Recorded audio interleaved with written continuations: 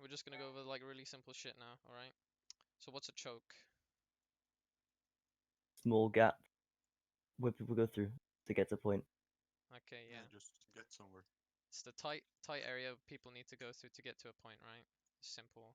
It's the main place they need to go through. Now what do you do? How can you hold a choke? What do you do on defense? You try.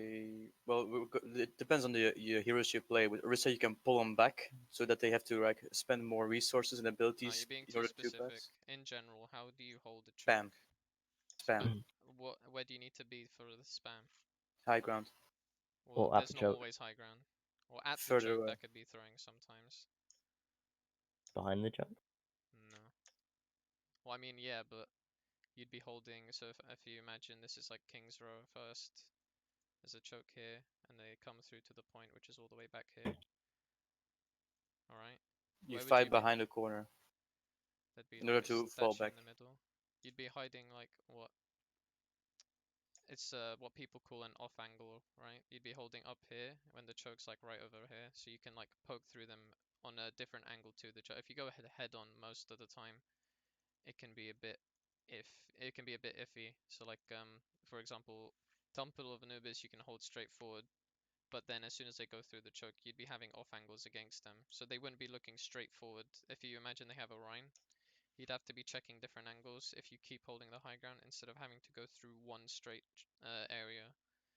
Maps like Legion Control Center, if you go through White Room, there's only one area Orion needs to worry about when he's pushing through the choke. So that's a map where there's only one angle you can hold. But usually when there's a choke, you want to try and hold off angles when they push through, so you can get one person looking at the choke, which is like right here, right? One person looking at it from here sometimes, and then you have like your front line looking dead on, or whichever the path is to the point. You want to have your front line blocking it, right? Okay, now what's a flank? Throw out behind the enemy. Be more general about it. Was it like what's the Killing enemies who don't expect it, like behind their front line. does it need to specifically be their front line? Just coming on from an off angle, right? I'm gonna be specific about this. So like, if you don't say exactly what I'm saying, don't worry. I'm just gonna say you're wrong anyway, so I can prove a point. But coming in I'm the from an coach, off and I'm angle, right. yeah. So your team comes in from like, if you're attacking, right? Your team comes in. There's a choke here. The enemy's holding back here. You're off angle. This is your main angle, right? This is the like normal place you'd want to be going through. Your off angle is through here, could be through here. It doesn't need to be behind them. It's just another direction from where your team's coming in.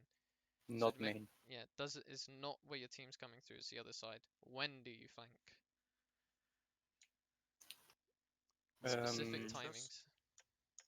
well, I'd say that a flank is less noticed if your team is already pushing up the main road. Because if you flank before your team pushes, then they have a higher chance of spotting you out Yeah, before your team pushes in. yeah. When So you're after the main team pushes main. yeah. When your team pushes through, pretty much. Because in this meta, there's gonna pretty much be like an Orisa shield here, maybe a Sigma shield or some shit. There's gonna be 6 people, right? Pretty much bunkered up together.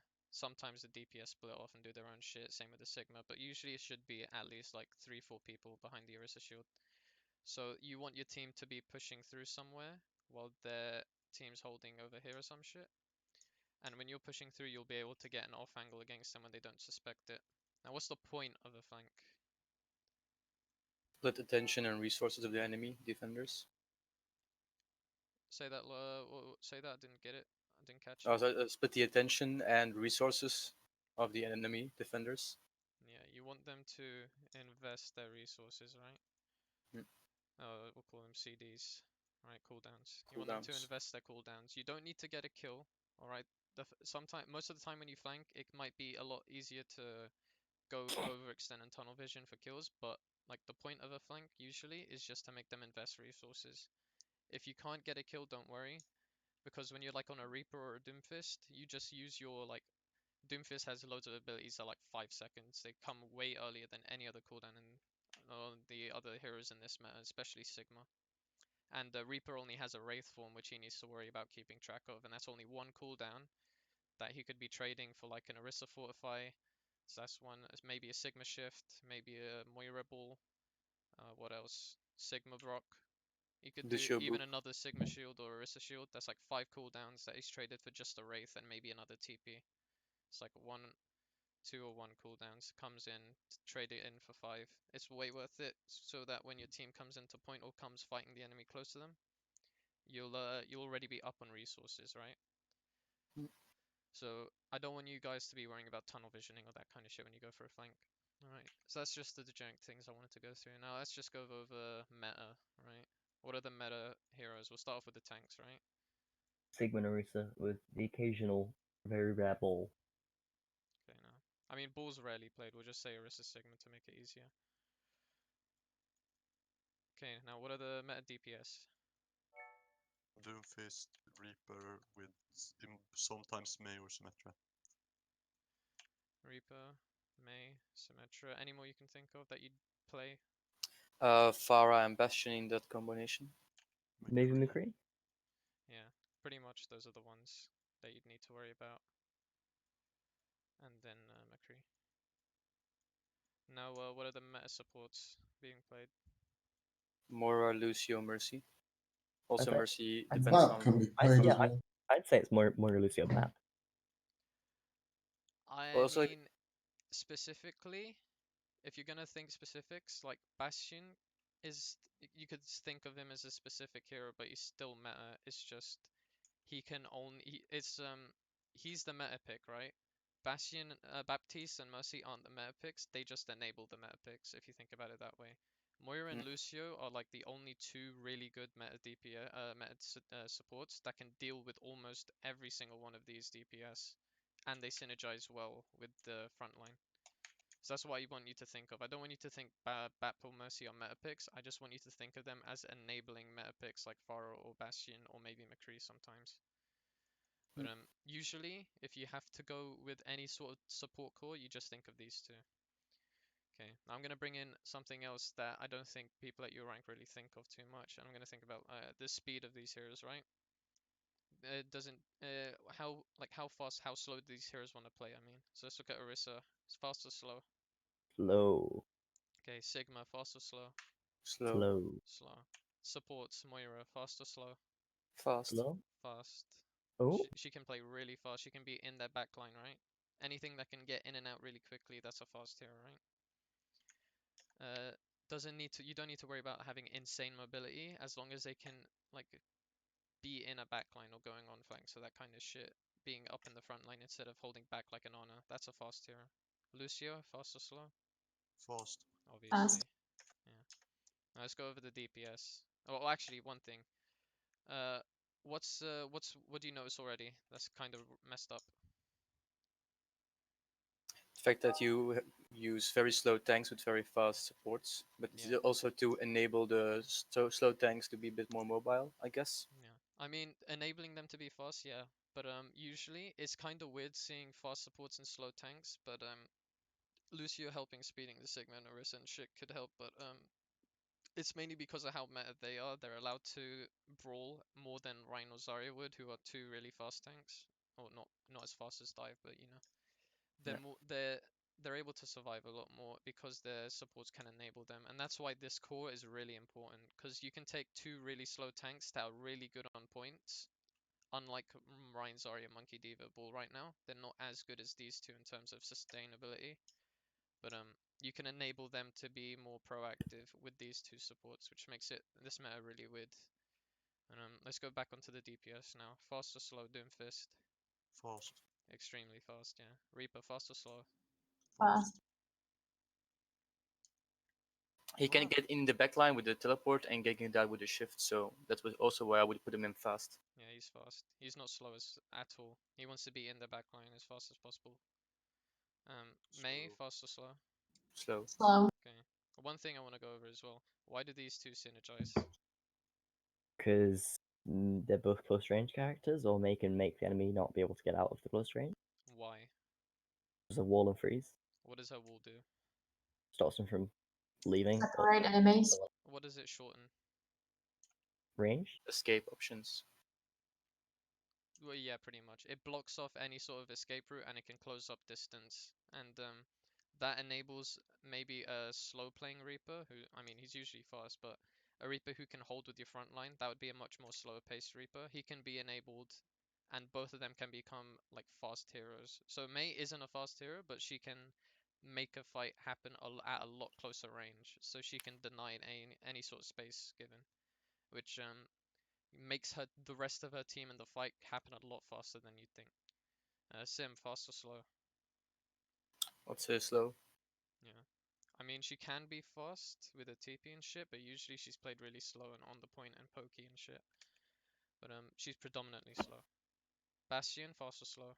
Super slow. Yeah, SS on that motherfucker. he's fucking immobile. So we'll give him a S plus. Farah, fast or slow? Fast. Yeah, Reason why? fast. Much mobility, hard to hit, can dive easily. But I think she can also be slow because she can just like poke away at the enemy and just sort of keep good line. yeah, she's fast and slow. Because you can play a Farah in an enemy backline, putting on off angles where your team's holding main or some shit. But you can also have a Farah holding behind your team, way in the back, just poke damage, using poke damage to win fights. And that happens a lot with dive, especially. But she can be played either way, which is why she's if you're good on Farah, you can like she's really versatile. But you have to be good with her to be able to climb and do good on her with scrims. McCree, fast or slow? Slow. Slow. Yeah, slow as shit. Now let's take team comps for example now. Let's see how. Oh, actually, I'll go over one more thing with you before I go into it. What's tempo mean? It's a term you should know and like be able to think about during fights and when you pick comps. What's The it mean? pace of Pace, the game, pa- question mark? What'd you say, Mons? The pace of the game. Ish. The pace of the fight. Like if Ish. you have a, if The you have one pace of one use pick, of you our should. abilities. I mean, you're sort of getting there. You're close. I mean, is it because if you're in a neutral and nobody's in a clear advantage, there's no reason to be aggressive because you will use more cooldowns. So the tempo of the general fight is slow, but if you get one or two picks, you can move fast, so tempo is fast. So what is tempo? You're saying types of tempos. What is tempo? Like the rate at which he's cool, or the rate at which the rate at which each team uses cooldowns in the fight. Yeah. How fast or slow you want to play a fight? You fight. Fuck it. So like if we take for example back in the day when you had like dive comp, what's their tempo like?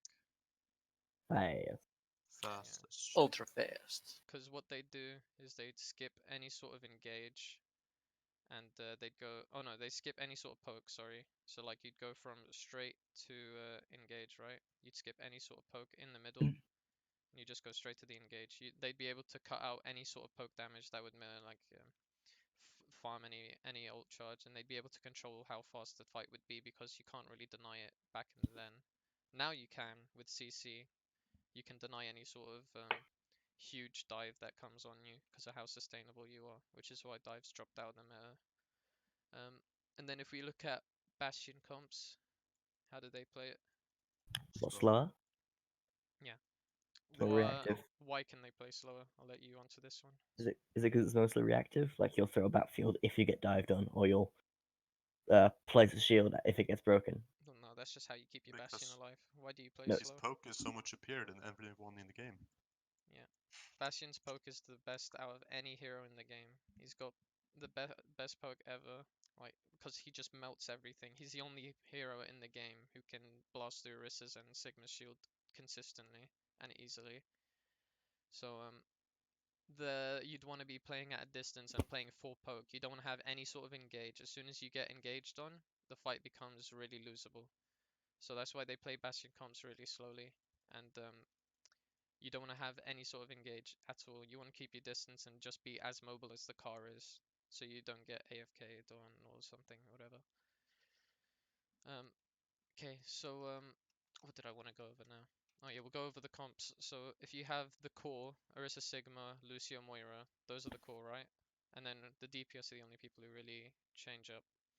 If you have Doom and then Reaper, is it fast or slow?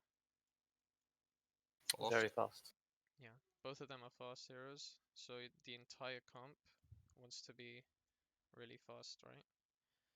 Now, how can you get around playing against the comp that wants to play fast? How do By you get? force them to play slow. Yeah, if you want to beat a comp that plays fast, usually, actually, let me change that. You want to play slow. You want to play slow. If they have a fast comp, you want to be able to change the tempo and beat them in your game. If you've both got fast comps, then it's whoever plays it better. And usually, if you've got a mirror comp, if you play it to the opposite tempo, if you allow them to come onto you, sometimes you might lose, right? You need to be faster than them. And if you got a counter comp, you want to be playing to an opposite tempo, and you'll probably have an easier time. Since Doom Reaper is the most meta fast comp you can ever have. Bastion kind of comps, Bastion Pharah, they're the best slow comps you could probably have right now. If you want to play against Doom Reaper, it's map dependent, right? And if Bastion's a viable comp, then slow will beat fast, but usually fast wins, right? Which is why Doom Reaper's better right now, because that's the kind of comp that like beats out other slow comps usually. If we swap it up and we said, oh, actually, that's so feels bad.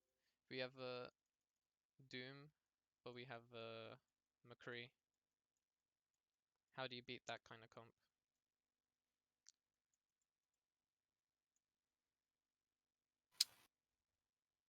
Outspeed them, so go faster than them because they're not focusing on the. Why? Because Kree will get left behind. You'll be able to focus them out. If they're let's say, what does McCree do? What's he good at? Stopping things. dive. Like if somebody tries to flank, he can easily prevent a peel and flashbang. So fast heroes, right? Fast heroes come on him, he denies Mhm. them. And Doomfist wants to play fast. So McCree and Doom can punish fast comps because you're playing fast into fast.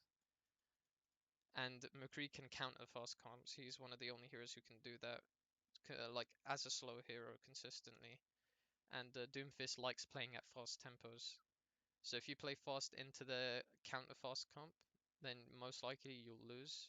So a lot of the time, if you've got a Doom Reaper comp, how would you play it? Against a Doom McCree. Yeah. Well, you don't have to worry about a Reaper in your backline and a Doom jumping you. So only the Doom. Once Doom goes in, you know the McCree will still be behind their Orisa shield. So you take out Doom by playing slow and reactive. And it's a 6v5 and you push on. Yeah. So in this situation, now that you've got a McCree who can't be raping your backline in 3 different angles with a Doom McCree and then their frontline, you can play slow, you can wipe out their Doom, and then you can take care of the rest of their core and their McCree, right?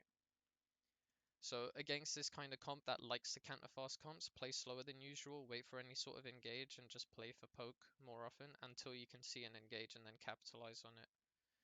Since if we just assume you have Orisa Reaper Doom, right? You have the core plus Reaper Doom. You don't need to worry about flanking too much until you get a pick or something, because you don't need to. You can take fights on point, and you'll have a more brawly comp since they've already got a McCree, and Reaper probably does better on a point than McCree does, depending on how good their McCree is or not. Now let's look at if they had a Bastion Pharah comp. How would you play against it? Super fast. Yeah. How would you do that?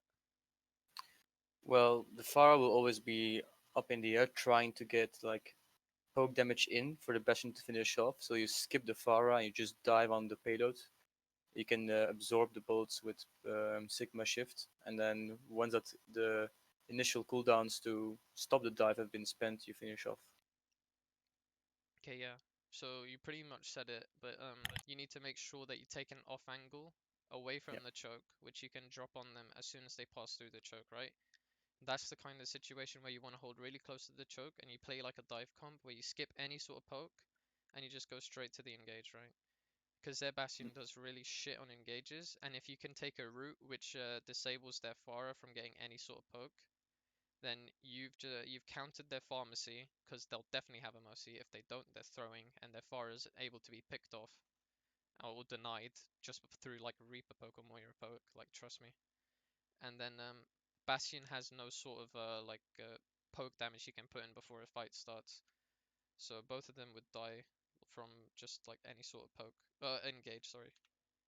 You just wipe out, make sure they like waste their cooldowns or whatever on you and whatever, and you'll win for free just by holding a close angle and making sure you can get the drop on them. Like Radiator played a match with me on Route 66 where we did that and we raped the Bastion comp easily. But that's just like something for you guys to know. You need to get a feel for maps and learn which flank routes you can take. So like if you imagine, let me clear this entire screen out. If you're on King's Row, I'm going to draw this from an overhead view. This area here is the choke. Come through here. This is the point area. You're defending. This is hotel. And this is the statue here. Bastion comes through and he walks onto point. He wants to come through where this line's coming through. Where would you be? Where would you start? I'm gonna draw points on it, right? There's like telephone booth there. There's the choke over there. Like where else would you want to hold? The back of hotel. Like in here? No, like I was talking about on the left. Not in hotel, but not This, like off point behind hotel. Yeah. like here? Yeah. You could, That corner. but then what would you do if they go all around the statue and set up here? Rush. Go through hotel. If they set up here, then you have to go through all of this poke. All of that green line means poke that you have to take, and someone's shield's gonna get burnt off. You could, but it'd be a lot harder than something else. Going backwards and then taking the high ground. Remember what I said about chokes? It's the point. It's the thing they have to go through to get to main objective, where everyone has to go through usually. If they're coming through here, and then maybe they go around here, or maybe they go around here, or maybe they even go through hotel. Where's like the one area you can hold which you know they'll have to be as close to you as possible? Choke PogChamp. Yeah, like right here. If you hold there, and then you just push onto them, or you even hold in hotel so they don't see you coming, and then you run into them, if you want to be like that, because Lucio speed, I'm pretty sure will get you there in time. You'll be able to deal with them a lot easier than having to hide in hotel, behind hotel, and then running through at them when you've already given them the point. Like, the main difference of hiding inside a hotel or at the choke, nice TV by the way, is they won't have any point. They won't have any point presence. When they're over, like, behind you, like setting up way over like here or some shit, they'll have point presence. You won't be able to contest them, and all they need is Orisa capping the point over here, and you'll already be losing a lot of time. Holding near the choke disables any sort of like point presence that they can have, so like here or here, you'll be able to push through into them when you hear them, if they have a Bastion comp, right? The more important thing to do is to scout what comp they have first, and if you have a Lucio doing that, maybe a Moira doing that, maybe like your Orisa's out in the front line looking for poke damage, and then she sees a Bastion, then you can all rotate to hotel quickly, stay out of sight if you've usually like set up here, or you could even just go straight here, set up out of sight, and then go on to them.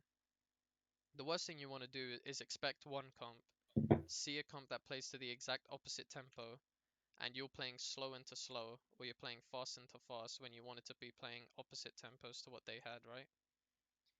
So scouting is really important. That's why people scout a lot. But, just make sure that before you get any sort of game plan, you know what they're gonna have and you know how they play and how you can counter the way they want to play, right?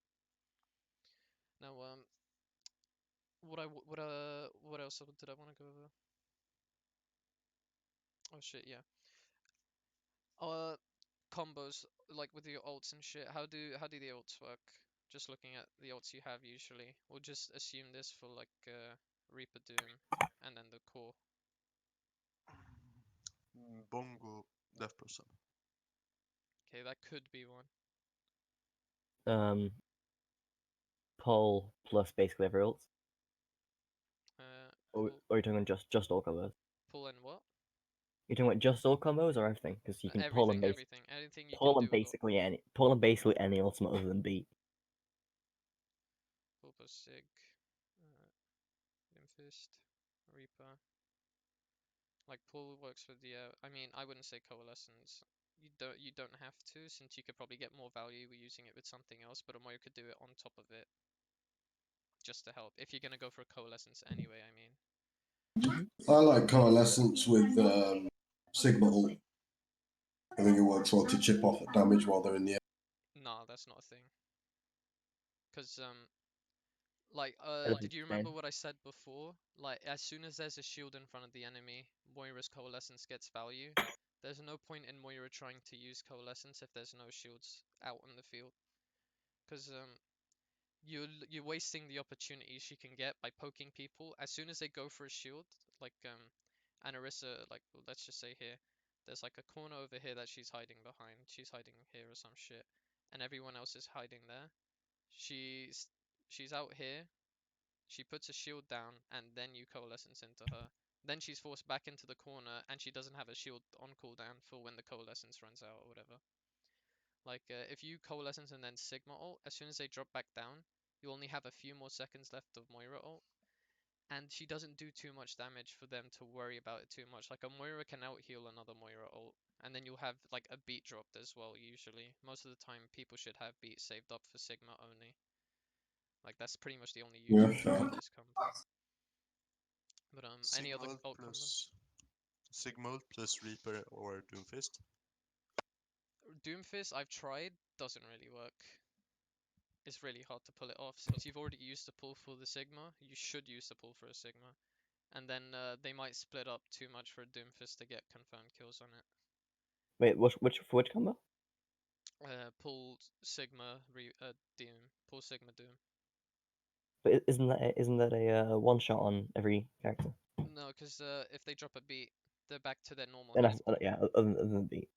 Even With then, everything. the Moira could heal them up, and as they drop, they could be to half HP, right? But then what happens is usually Orisa would drop out of it, Moira would fade out of it, Lucio would be amping heals, Reaper could shift out of it as well. If you catch the Doom in it somehow, that's a free kill.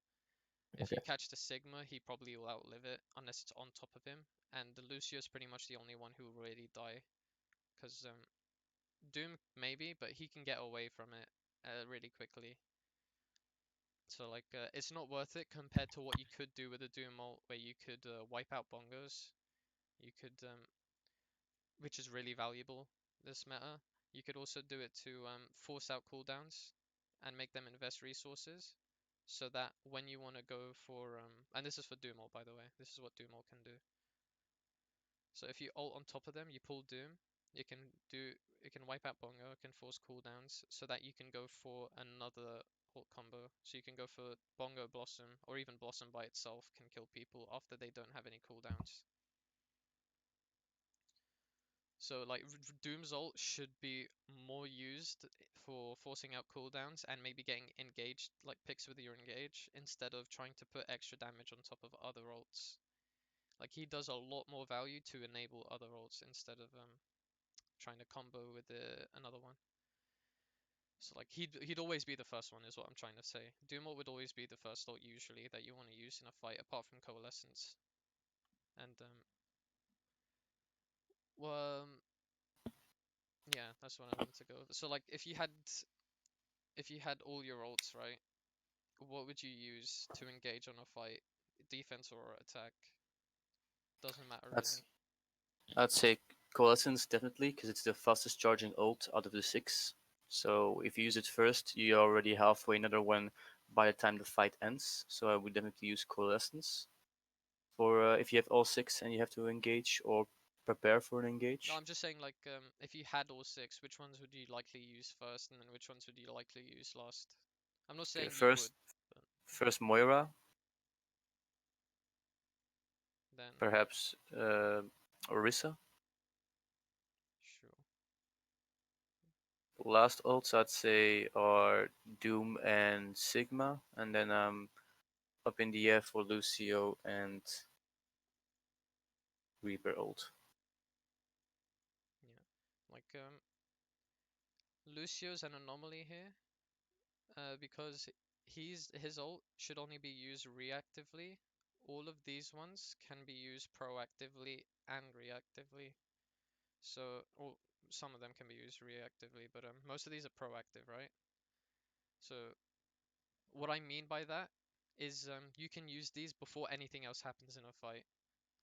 Um, so if you want to go out and engage with the coalescence, that's good. Actually, let me go over this more properly. Can we already know Lucio's can only be used reactively, right? I'll use an R for reactive and P for proactive. Can Moira's be used reactively or proactively or both? Both. Both. Okay. It's mainly proactively, but can be used for both. Orisa? Pro. Yeah, proactive. Almost all the time you want to be proactive, because then your bongo can be used to like, it's like a like her bongo should be better in terms of the value it gets, but a lot of the time it will force out other ults. So that could be a good thing in terms of your game plan. If you know they have a coalescence, you could save your bongo and put it behind a corner or something. And if you know they have a doom ult, he'll probably go for your bongo. But if you plan for that, you can say, watch out for the doom, I'm gonna go bongo. If he has ult, he'll go for it, and then you go engage for your doom, right? If you're playing a slow comp into their McCree doom comp that I said before, that likes to play against fast comps, you put out your bongo, then you counter their doom engaging on you, and then you go in with the pick that you've gotten. So you've traded an ult for a pick, which sometimes could be really good. Doom ult, proactive, reactive. How do you feel? Both, Pro. because it is a great escape if it has to be used as an escape. But if you don't use it as an In escape, this you can meta. engage with it. In this meta. What an engage. Yeah, so Right. proactively. Sigma ult? Pro. But could be used defensive, but not in this meta, I would say. No, I'd say both. Oh, that's a fucked up You B. would? Yeah, think about why. What does Sigma what do you struggle with? A lot of the time when you do a Sigma ult, what do you sometimes happen? What happens pretty much all the time you use a Sigma ult? They waste cooldowns and survive. Or Yeah. beat. So if you want to use it proactively, you can use it to force out the cooldowns. But if you've used a Doom ult or you've just hard pushed them really aggro and they force out the cooldowns already, then you can use it reactively and get like a fucking 5k. Like it happened to me last scrim. They had no cooldowns. We just put a Sigma ult on the car on last push. Everyone was on it trying not to C9, and we got like a 3-4k with it. So it can be really good reactively depending on how far in the fight you are. But it can be really useful in just forcing out cooldowns. So it can be used as both. Reaper ult proactively or reactively? Super reactively. Why I don't want to reactively? go because I don't want to get it cancelled or fucked up. I'm vulnerable during the state. Yeah. You want to use, I mean, it's kind of weird saying reactively, but you want to use it after as many cooldowns have been used as possible. If you're going to use a Reaper ult in front of a Doom that has a punch ready, or in front of a Sigma that has a rock ready, or in front of a Moira or Karissa that have shifts available and just get out the fight really easily, it's going to be pretty much useless unless you bongo it, but even then, it can be cancelled really easily before they even have time to, before you have time to get kills with it. So I'd say Reaper's ult is reactive, and you should only really use it in mid-fight, late fight, if you haven't got any picks at all. Um, Now let's go back to tempo, right? What affects it? So factors Team of comps. tempo. So All the heroes you play, of course. team comps. Ultimates It's not and just CDs. team comps, yours and enemies. Yeah. What else? CDs. I Or mean, be more specific. ults. Yeah. What else? Peaks, Whether question you're mark? attacking or defending. I mean, what would change on attacks and defense? Think about it generically, right? It doesn't need to be too specific. Just think really wide. Think really as far as the box can go, because you're not gonna go fucking outer space with your IQ. But like, just think Peaks as is wide and generic as possible. peaks. Not really, because I mean, What? even a slow comp would go really fast as soon as you get a pick, right? If you Yeah, had a exactly. bunker That comp. affects tempo. But I'm just talking generically. What would affect your tempo of a normal team fight? Any team fight. Could be any time. Dynamo igen av de sjutton. I pretty much just gave away one of the factors. I can think of like 6 or 7 here, by the way. I mean, team comp, ults, cooldowns. I mean, ults are pretty much Enemy cool. plays, like play styles. What, like, pretty much.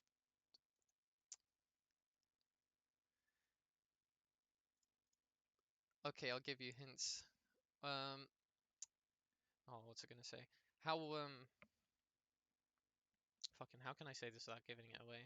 Different times in the game. Different amounts of points. Yeah, whether it's overtime or not. I mean, Pretty much time. I pretty much just gave that away. I can't fucking give hints. Yeah, time. If you're in last push, even if you're a slow comp, you're gonna want to play really fast, or you might even just swap to a fast comp and play extremely fast. You know, if it's overtime, you could use all your ults, all your cooldowns, and waste everything, even if you're a slow comp, because it's last fight. What else can affect tempo?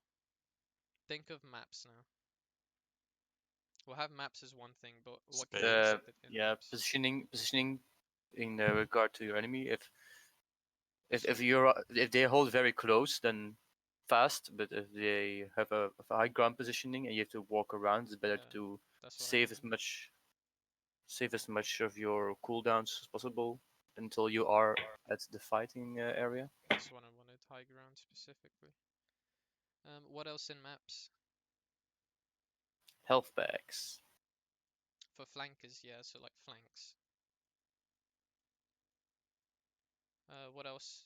There's one more thing I can think of in maps. Natural cover. I mean, yeah, I'll give it to you. Simple Routes geometry. or rollouts. So if you have, let's take for example, control center.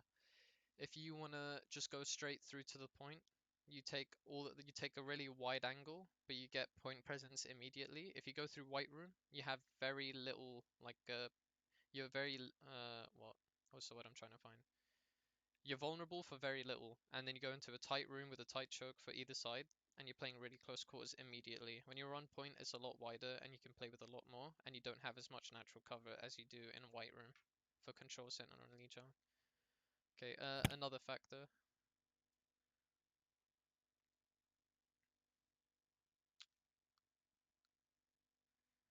If you can think of any.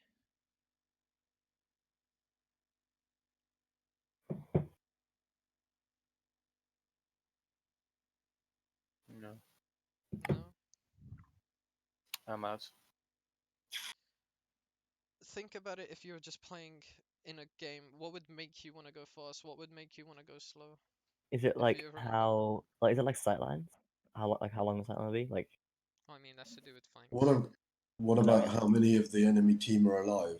Yes. I mean, already you said said that, you picks. fuck. You said picks. You said picks. Yeah. But still, is it if what you're is it in what like a 3v5 or some shit, is and it you know which of you those have. people are alive? Oh, okay, I'm gonna be specific. If you have respawns coming in, Close your eyes. Yeah. if you have respawns, if you're like, what's it called? If you're on 2 CP and you have respawns coming in, you're down people. How would you want to play? A little bit slow so they can get there, Yeah, you want to but play still slow. kind of putting pressure on them. You want to play really, really slow. If you don't have that many respawns and you're gonna lose a point or whatever, how would you play? If you don't have respawn Like advantage. uh fast to try and clutch it out, I guess. By Stall. if you're on attack or defense, you're about to lose a point, but you don't have respawn advantage. Oh, you just throw yourself on the point. Yeah, so you'd be But playing if you're fast on- in it. yeah. Yeah. You'd be swapping to fast here as fast comps or some shit, playing really fast, and then when you go on the point, you could maybe play slower, but usually you'd want to be you'd want to be playing fast and making something happen.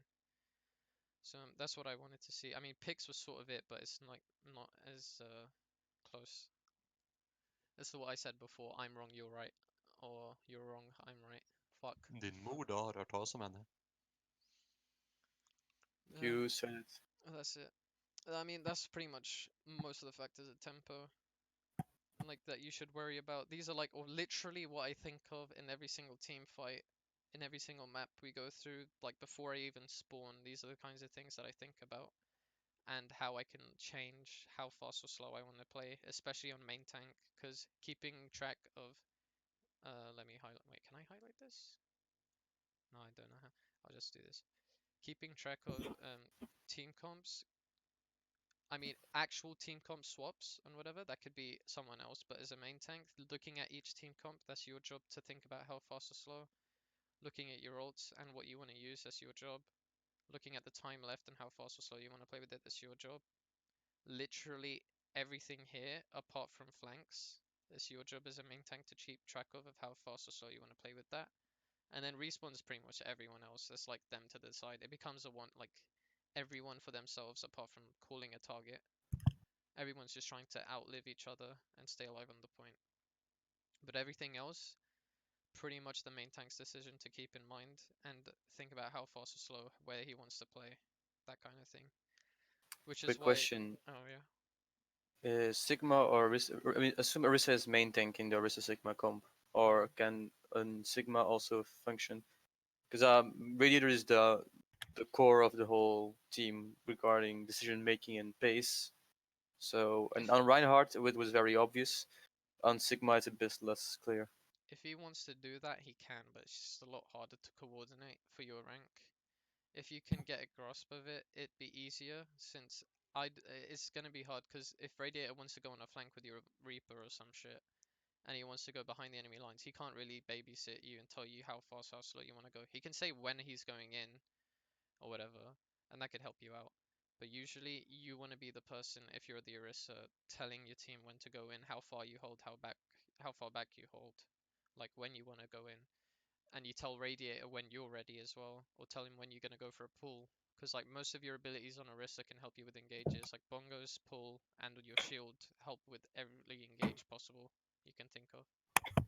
Which is why you're more important when it comes to shot calling than it comes to when Radiator's shot calling or whatever. Mm-hmm.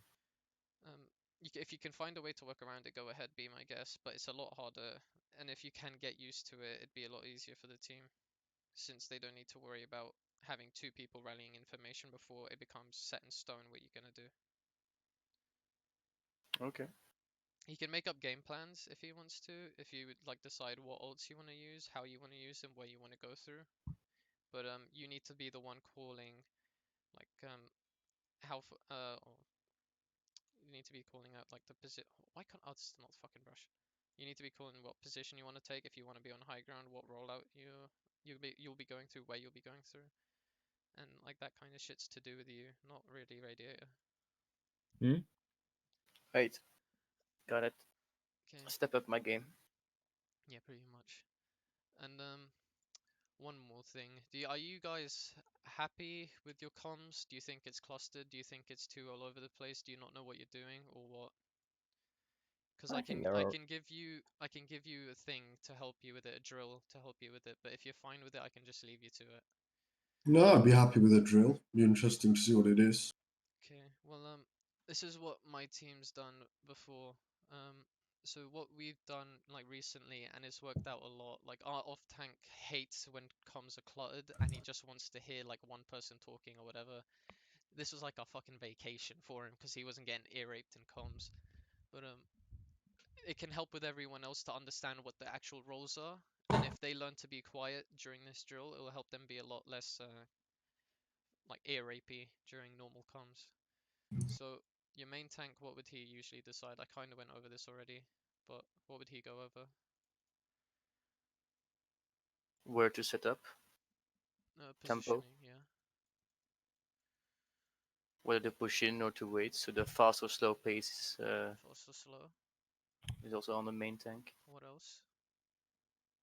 Which are we talking general or Just like, what would you tell your teammates? what ults to prepare or to use at the next engage? Ult planning. What else? Who we're gonna focus? Which angle we're gonna take the fight? No, he wouldn't be target calling. Usually, in this kind of meta, he wouldn't be the one. I mean, everyone generically should be target calling. If he can call a pull, but what's a pull gotta do? What's a pull doing? Setting up combos, Which is what part engage. stages of the fight? Yeah, engages. You need to focus Oh. on engages and disengages. So like when you want to kite people, and when you want to hold up close. Because your shift ability is, I swear to God, the most fantastic ability when it comes to kiting. You're like the best hero in terms of kiting enemy heroes because you can get away from literally fuck all. Like Lucio's probably the only other hero who can compete with you in terms of kiting. But even then, if he gets CC'd, he's fucked. If you get CC'd, you still have the HP to tank through it, and the shift blocks out any CC.